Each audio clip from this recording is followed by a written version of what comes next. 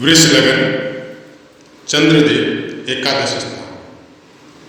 जय माता की मित्रों, हम लोग वृष लगन की चर्चा कर रहे हैं और वृष लगन में चंद्रदेव के पाठों का अध्ययन कर रहे हैं। और आज उसी श्रृंखला में एकादश स्थान में चंद्रदेव होने से हम लोगों को कैसे फल प्राप्त हो सकते हैं, उसी विषय की चर्चा करेंगे। जैसा कि आप सब जानते हैं, पाठों का नियम है, उसी नियम के अनुसार चलते हुए आगे बढ़ते हैं। वृष लगन होने से एकादश स्थान में मीन राशि आएगी और मीन राशि के अंतर्गत पूर्वा भाद्रपद का चतुर्थ चरण, जिसका स्वामित्व गुरुदेव को प्राप्त है, उत्तरा भाद्रपद के चारों चरण, उसका स्वामित्व शनिदेव को प्राप्त है, रेवती नक्षत्र के चारों चरण, जिसका स्वामित्व बुध देव को प्राप्त है। अब नक्षत्रों के हिसाब से आपका बहुत कुछ अलग प्रेडिक्ट होता है और नक्षत्रों के विषय में फलित पाठों से या ग्रहों से भी ज़्यादा पाठ हमारे पोस्ट किए हुए। अगर आप ज्योतिष सीखने के इच्छुक हैं और उसी वजह से चैनल में आए हैं, शुरू में हमने बोला भी था ये बात कि आपको ज्योतिष प्रोफेशनली करना है या नहीं करना, उसका कोई मीनिंग नहीं है। लेकिन इस ज्ञान में हर उस इंसान का अधिकार है जो इसको प्राप्त करना चाहता है। वो कौन से धर्म से है, कौन सी जाति से है, उसका कोई मतलब नहीं है। ज्ञान के लिए न तो कोई जाति होती है, न कोई धर्म होता है। ज्ञान के लिए सबसे बड़ा धर्म यही है कि उस ज्ञान को प्राप्त करके आप जीव मात्र का या पृथ्वी पर रहने वाले जीवों का कितना भला कर सकते हैं। इससे बड़ा कोई धर्म नहीं होता। तो इसको सीखे, चाहे गुरु के द्वारा हो, गुरु के सानिध्य में बैठ के हो, चाहे सोशल मीडिया के द्वारा हो, चाहे पुस्तकों के द्वारा हो।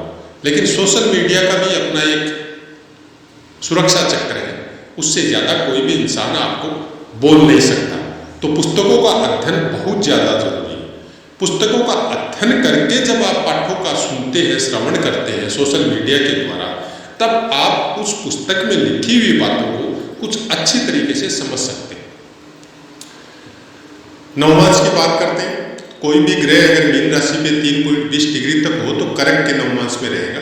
और कर्क के नवमांश में अगर आपका चंद्रदेव, मतलब 3.20 डिग्री तक अगर चंद्रदेव मीन राशि पे है, तो यहाँ पे आपको तीसरे स्थान से संबंधित फल बहुत अच्छा प्राप्त होगा। कारण तीसरा स्थान आपकी कर्क राशि है और यहाँ का स्वामित्व चंद्रदेव को वृष लगन में प्राप्त है। उसके बाद में बात करते हैं 6.40 डिग्री तक सिंह के नवमांश में रहेगी, 10 डिग्री तक कन्या के नवमांश में रहेंगे, 13.20 डिग्री तक तुला के नवमांश में रहेंगे, 16.40 डिग्री तक होने से वृश्चिक के नवमांश में रहेंगे, फिर 20 डिग्री तक होने से धनु के नवमांश में, 23.20 डिग्री तक मकर के नवमांश में, 26.40 डिग्री तक कुंभ के नवमांश में। उसके बाद 26.40 डिग्री से लेकर 30 डिग्री तक मीन के नवमांश में रहेंगे।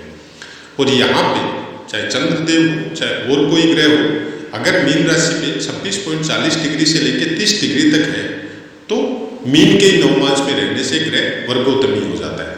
और आप सबको पता है, बहुत से पाठों में भी हमने बताया है, चाहे ग्रह नीच हो, ऊंच हो, शत्रु क्षेत्री हो, शत्रु की राशि में हो, शत्रु के नक्षत्र में हो, तो भी ग्रह अपने अच्छे फल आपको प्रदान करेगा। अब वो अपने बलाबल के अनुसार अच्छे फल जो देगा, वो अपने बलाबल के अनुसार देगा। ऐसा नहीं है कि बैठ के ही वो आपको वर्गोत्तमी हो गया तो बहुत अच्छे फल दे देगा। वो बाकी पूरी कुंडली का अध्ययन करने के बाद में पता चलेगा। लेकिन अपने दिमाग में इस चीज को बैठाना बहुत जरूरी है कि वर्गोत्तमी ग्रह अपने बल के अनुसार आपको कुछ अच्छे ही फल देगा, चाहे वो कैसी भी अवस्था में बैठा हुआ हो। अंश बल की बात करें तो समराशि प्रथम 6 अंश तक मृतावस्था में ग्रह रहते हैं, उसके बाद में 12 अंश तक वृद्धावस्था में, 18 अंश तक युवावस्था में, 24 अंश तक कुमारावस्था में और 30 अंश तक बाल्यावस्था में। नवमांश और अंश बल, इनको समझने के लिए आपको अभ्यास की मात्रा बहुत अच्छी होनी पड़ेगी। क्योंकि नवमांश में भी एक तो राशि नवमांश रहता है, उसके बाद में स्वामित्व नवमांश रहता है। जैसे प्रथम 3.20 डिग्री तक हमने लिख भी रखा है, देव नवमांश रहेगा, मतलब देवता का स्वामित्व यहाँ पे इस नवमांश को प्राप्त है। देवता मतलब आपके अंदर सत्व गुण की मात्रा बहुत ज्यादा रहेगी। उसके बाद में नर नवमांश मतलब मनुष्य नवमांश, तो मनुष्यत्व की मात्रा मतलब लोगों का भला भी करेंगे और अपना भी भला करेंगे, वो मात्रा आपके अंदर ज्यादा रहती है। राक्षस नवमांश मतलब तमोगुण की मात्रा ज्यादा रहेगी, मतलब खासकर अपने स्वार्थ के लिए, अपने परिवार के स्वार्थ के लिए ऐसे इंसान कुछ ज़्यादा मात्रा में महत्वाकांक्षी होते हैं। लोगों का भी भला करते हैं, लेकिन एक निश्चित सीमा तक, बगैर सोचे विचारे हर किसी का भला नहीं करते, जैसे देव नवमांस वाले कर देते हैं। तो नवमांस के विषय में, देव नर राक्षस का स्वामित्व वाले नवमांस के विषय में पर्टिकुलर एक पाठ हमारा अलग से दिया हुआ है। तो उस पाठ का जब आप श्रवण करेंगे तो आपको डिटेल में ये बातें समझ में आएगी, और उसी अनुसार जब आप अभ्यास में देखेंगे तो आपको बहुत कुछ सुविधा उस पाठ के द्वारा और इन नवमांसों के द्वारा आपको प्राप्त होगी। अब चलिए, कालपुरुष कुंडली अनुसार चतुर्थ स्थान का कारक जो भाव चतुर्थ, उसका स्वामित्व चंद्रदेव को प्राप्त है, और वृष लगन की कुंडली के अनुसार तीसरे स्थान का स्वामित्व चंद्रदेव को प्राप्त है। तो चंद्रदेव जहां भी विराजमान होंगे वो आपके तीसरे स्थान का फल और आपके चतुर्थ स्थान का फल, दोनों का फल देने का कोशिश करेंगे। तो अब एकादश स्थान में अगर विराजमान है तो जाहिर है लाभ स्थान में, आपकी वृष लगन वालों की कुंडली में लाभ स्थान में तीसरे स्थान का स्वामी जब जाके प्लेस होता है तो वो तीसरे स्थान से संबंधित बहुत अच्छे फल प्राप्त करवाता है। तीसरा स्थान मतलब आपके भाई बहन, तो आपको भाई बहनों का लाभ होगा, भाई बहनों से लाभ होगा, दोनों चीजें होगी। भाई बहनों मतलब ऐसे इंसान के भाई बहनों की मात्रा ज्यादा रहती है, हो सकता है बहनों की मात्रा ज्यादा मिले, बहनों से प्यार ज्यादा मिले, बहनों से आर्थिक स्थिति में आपको लाभ बहुत अच्छी मात्रा में मिले, पराक्रम से संबंधित लाभ बहुत अच्छा मिलेगा, आपका नाम होगा, शोहरत होगी, आपकी इज्जत होगी चारों तरफ। ऐसा इंसान अपने पराक्रम के द्वारा, अपने बल बुद्धि और विवेक के द्वारा अपना भाग्य निर्माण करता है। ऐसे इंसान अगर किसी की भी कुंडली में चंद्रदेव अगर आपके एकादश स्थान में विराजमान है, चाहे शुभत्व लेके हो चाहे पापत्व लेके हो, क्योंकि चंद्रमा दोनों चीज लेके विराजमान हो सकते हैं, शुभ भी हो सकते हैं और पापी भी हो सकते हैं। उसका डिटेल में पाठ हमारा पहले दिया हुआ है शायद, आप उसका अध्ययन करेंगे, शुरू से करते हुए आएंगे तो आपको समझ में आ जाएगा कि चंद्रदेव कैसे पापी होते हैं। मतलब अंशों के हिसाब से बली होने से शुक्ल पक्ष का चंद्रमा नॉर्मली आपका शुभ फल देता है। मतलब जैसे जैसे चंद्रमा की कलाएं बढ़ती जाती है वो शुभ प्रभाव में रहते हैं, और जैसे घटती जाती है वो पाप प्रभाव में रहते हैं। इसको उसी अनुसार आपको लेना पड़ेगा। दूसरा, चंद्रदेव के साथ कोई विराजमान है, अगर उसके ऊपर दृष्टि कोई ग्रह की है तो उसके अनुसार भी वो पाप प्रभाव और शुभ प्रभाव में आते हैं। चंद्रदेव का ये खास बात है। चंद्रदेव अपनी राशि के अनुसार अच्छे फल देते हैं, अपने कारक भाव के अनुसार अच्छे फल देते हैं, जहां बैठते हैं उसके अनुसार अच्छे और बुरे फल देते हैं। तो लाभ स्थान में कोई भी ग्रह, चाहे वो शुभ हो, पापी हो, क्रूर हो, कुछ भी हो, वो वहां पे अच्छे फल आपको लाभ स्थान में प्राप्त करवाता है। तो सबसे पहली बात, पराक्रम का लाभ बहुत अच्छी मात्रा में मिलेगा आपको। नौकर चाकरों का लाभ, जैसे कोई बिजनेस वगैरह कर रहे हैं तो आपके पास ईमानदार सर्वेंट होंगे, बहुत अच्छे काम करने वाले, जो आपकी और उस व्यापार की उन्नति में आपके लिए सहायक होंगे। आप बहुत छोटी छोटी यात्राएं या यात्रा करने के शौकीन हो सकते हैं, काम के विषय में यात्रा करनी पड़ सकती है, या भोगों के विषय में, घूमने फिरने के विषय में भी यात्राएं करनी पड़ सकती हैं। तो इस तरह के फल जब हम लोग कभी भी कुंडली में, जब भी आप किसी भी ग्रह का अध्ययन करो तो आपको उस ग्रह के कारकत्वों के विषय में पूरी जानकारी होनी पड़ेगी। अब चंद्रमा के कारकत्व बहुत से पाठों में बताया गया है, ज्योतिष शास्त्र में भी बहुत कुछ चंद्रमा के विषय में लिखा गया है, सोशल मीडिया में भी बहुत कुछ बताया जा रहा है, लेकिन नॉर्मल हम लोग नंगी आंखों से देख सकते हैं कि सब ग्रहों में चंद्रमा पृथ्वी के सबसे ज्यादा नजदीक होता है। पूरी पृथ्वी पे, ये साइंस भी बोलती है, पूरी पृथ्वी पे चंद्रमा का इफेक्ट, जल पे और पृथ्वी पे, वनस्पतियों पे, जीवों पे सबसे ज्यादा चंद्रमा का इफेक्ट होता है। अब देखिए, हम लोग आराम से चल रहे हैं, कोई दुख नहीं है, कोई सुख नहीं है, कोई नॉर्मल लाइफ चल रही है, लेकिन अचानक मन उदास होता है या अचानक मन बहुत ज्यादा प्रफुल्लित होता है और कोई कारण नहीं था, फिर भी मन में एक अलग सी खुशी होती है। इसका मतलब आपका चंद्रमा योग कारक है, और अभी वो बढ़ती हुई शुक्ल पक्ष का चंद्रमा, बढ़ते हुए चंद्रमा पूर्णिमा की तरफ गोचर कर रहा है, तो ऑटोमेटिक आपका मन प्रफुल्लित होगा। और जिसका भी चंद्रमा योग कारक होता है, और जब वो अमावस्या की तरफ गोचर करता है तो ऑटोमेटिक कुछ समय के लिए मन उदास होता है। तो वैसा ही फल चंद्रदेव का हर जीवों पे पड़ता है। लग्न कुंडली का अध्ययन के से भी ज्यादा प्रभाव चंद्र कुंडली का आदमी के जीवन पे पड़ता है। सब कुछ चंद्र कुंडली के अनुसार ही निर्धारित होता है, चाहे दशा महादशा हो, चाहे कोई वार मुहूर्त हो, चाहे कोई योग वगैरह हो, सब कुछ चंद्रमा के ऊपर निर्भर है। तो चंद्रमा का अध्ययन सबसे ज्यादा जरूरी है गोचर के फलों को प्राप्त करवाने के लिए।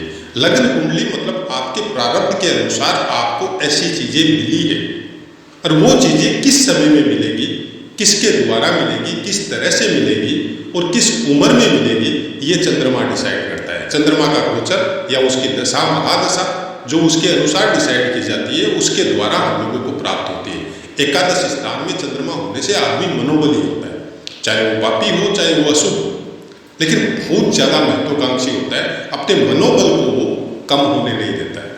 हमेशा कोई भी काम से थकता नहीं, हमेशा अपने कामों के प्रति कर्मठ होता है, कामों के प्रति बहुत ज्यादा उदार होता है, और लोगों के प्रति भी अच्छी भावना ऐसे जातकों के अंदर पाई जाती है। आप जब भी किसी का चंद्रमा एकादश स्थान में देखें तो आप एक चीज नोट करके रख सकते हैं कि आदमी हर दर्जे का ईमानदार होता है। मतलब किसी का पैसा, किसी का काम या किसी के साथ छल कपट या भेदभाव नहीं करता है, चाहे वो अशुभ ही। ऐसा इंसान ईश्वर को मानने वाला, ईश्वर की भक्ति करने वाला, और अपने ही पराक्रम के द्वारा, जो इंसान अपने पराक्रम के द्वारा ऊपर उठता है, मेहनत करके ऊपर उठता है, वो नॉर्मली अपने से नीचे वालों का बुरा नहीं करता, क्योंकि उसको उसके साथ वो ज्ञान भी रहता है जो नीचे से उठ के वो ऊपर तक की प्रोग्रेस करने में उसके साथ जो तकलीफें आई, उसके साथ जो बुरा बर्ताव लोगों का हुआ, उसने जो तकलीफें झेली, वो सब उसको पता रहता है। इसलिए वो अपने से नीचे वालों का कुछ विशेष ध्यान रखता है। एकादश स्थान में अगर चंद्रदेव हो तो आपकी तीर्थ स्थान से संबंधित या माता के सुख से संबंधित या भूमि भवन या वाहन से संबंधित आपको बहुत अच्छी मात्रा में सुख प्राप्त हो सकते हैं। अपने स्थान से नवम होने की वजह से धार्मिक हो सकता है ऐसा आदमी, क्योंकि कर्क राशि से एकादश स्थान तीसरे स्थान से नवम होता है, तो आदमी बहुत धार्मिक होगा, धर्म कर्म के संबंध में बहुत रुचि होगी, धार्मिक आयोजनों में बहुत रुचि होगी, परिवार में धार्मिक वातावरण इन लोगों का बना हुआ रहेगा, आदमी सुसंस्कारिक होगा। आदमी अपने चरित्र के निर्माण में अपने विवेक और बुद्धि के अनुसार बहुत अच्छी प्रोग्रेस करेगा। एक सीमा तक बालपन हो, नटखटपन हो, कुछ कर दिया अलग मैटर है, दशा महादशा आई वो अलग मैटर है, लेकिन जब भी वो एक उम्र के बाद में जब विशेष समझ उसके अंदर आएगी या चंद्रमा की महादशा अगर आ गई उसकी, या कोई योग कारक ग्रह की दशा महादशा आएगी, तो उसका जीवन ऑटोमेटिक क्लिक हो जाएगा और वो अपने कर्मों में, अपने कामों में कुछ विशेष रुचि लेगा, लोगों का भला करने में विशेष रुचि लेगा, मेंटली बहुत ज्यादा मनोबली होगा, लेकिन बहुत ज्यादा सेंटिमेंटल और इमोशनल भी होगा। ऐसे इंसान को छोटी छोटी बातें भी पिन करेगी, और वो पिन की हुई बातें उसकी प्रोग्रेस में उसको सहायक होगी। कि आपने मान लिया, आपने उसको पिन कर दिया कोई चीज के लिए, कोई काम के लिए कि तुम ये नहीं कर सकता, तो ये उसके लिए पॉजिटिविटी है। ऐसा इंसान उस बात को सुन के दबेगा नहीं, रोएगा नहीं। ऐसा इंसान मन में एक संकल्प लेगा कि हम इसको करके दिखाएगा। आपको रिप्लाई नहीं देगा, आपको तुरंत रिप्लाई नहीं देगा उस चीज का। अगर वो चीज उसके अंदर नहीं है और आपने उसको बात दे दी या बोल दे दिया या उसको नीचा दिखाने के लिए बोल दिया, तो आपको रिप्लाई नहीं देगा। वो मन में एक संकल्प लेगा कि इसको करके छोड़ना है मेरे को, और करके छोड़ेगा। तब तक आप भूल जाएंगे कि आपने ऐसा कुछ बोला था उसको, लेकिन वो उस चीज को प्राप्त करके छोड़ेगा। क्योंकि इसको, ऐसे इंसानों को गालियां देना या ऐसे इंसानों को नीचे दिखाना भी इन लोगों के लिए एक एनर्जी बूस्ट होता है। तो अगर इन इंसानों को ऊपर उठाना है, आपको परिवार में कोई सदस्य है, तो ऐसे इंसानों को बोल मारना चाहिए कि तुम ये नहीं कर सकता, तो फिर वो करेगा। लेकिन वो संस्कार वातावरण का या फ्रेंड सर्कल का अपना एक सीमा है। आजकल के वर्तमान के समय में किस तरह के आदमियों के साथ आप बैठते हैं, किस तरह के इंसानों के साथ आप बैठते हैं। अगर फ्रेंड सर्कल कोई ड्रिंकिंग वाला है, कोई इस तरह का है, और वो वहाँ पे कुछ ऊपर चढ़ा दिया जाता है कि तुम नहीं पी सकता, तुम्हारे अंदर इतनी क्षमता नहीं है कि तुम ड्रिंक कर सको, तो फिर वो उस लाइन में भी जा सकता है। क्योंकि ये जस्ट आपकी बातों से अपोजिट जाने का कोशिश करते हैं। मतलब ये सोचते हैं कि ऐसा कोई काम नहीं है जो हम नहीं कर सकते। बल की मात्रा, पराक्रम की मात्रा ऐसे इंसानों में जरूरत से ज्यादा होती है। शारीरिक बल की बात नहीं कर रहे, हम मन के बल की बात कर रहे हैं। चंद्रमा आपके मन को बल प्रदान करता है, आपकी शारीरिक क्षमता बल के मात्रे में, ब्लड के मात्रे में कम बेसी हो सकती है, लेकिन आपका साहस, आपका मन का बल बहुत ज़्यादा बढ़ा हुआ रहेगा और हर काम करने की प्रेरणा वहीं से आप इंसान को प्राप्त होती है कि चंद्र का बल सबसे ज़्यादा देखना जरूरी है। चंद्र में अगर बल है, चंद्रमा में अगर बल है आपकी कुंडली में, तो आप कैसी भी परिस्थिति में हो आप उससे निकल जाएंगे, आप उसको क्रॉस करके फिर आगे अपनी यात्रा चालू कर देंगे और वापस उससे भी अच्छी पोजीशन आप प्राप्त करेंगे। तो जब भी जन्म कुंडली को देखना हो तो चंद्रमा का अध्ययन सबसे ज़्यादा जरूरी है कि हम लोग अपना जीवन किस तरह से गुजारेंगे। तो आशा है मित्रों पाठ समझ में आया होगा। पाठ से संबंधित कोई भी बात आप कमेंट कर सकते हैं। यहाँ से जब ये पंचम स्थान को पूर्ण दृष्टि से देखेंगे तो हो सकता है आपकी एजुकेशन में आपको कुछ पीड़ा प्राप्त हो। यहाँ पे बुद्धदेव की आपको पोजीशन देखनी पड़ेगी कि वो पोजीशन कैसी है, उसके अनुसार आप हल कथन कर सकते हैं। लेकिन चंद्रमा की वजह से आप एजुकेशन, हायर एजुकेशन प्राप्त नहीं करेंगे। 11वें स्थान से बैठ के तीसरा स्थान का स्वामित्व लेके जब पंचम स्थान को देखा जाता है चंद्रमा के द्वारा, तो बचपन में पढ़ाई लिखाई में कुछ न कुछ प्रॉब्लम होगी। लेकिन बुद्धदेव और गुरुदेव का प्लेसमेंट या दृष्टि हो पंचम स्थान में, तो उसका वो पूरा फल इनको प्राप्त नहीं होगा। वो अपनी वाणी को विराम देते हैं और आपसे आज्ञा लेते हैं। जय माता।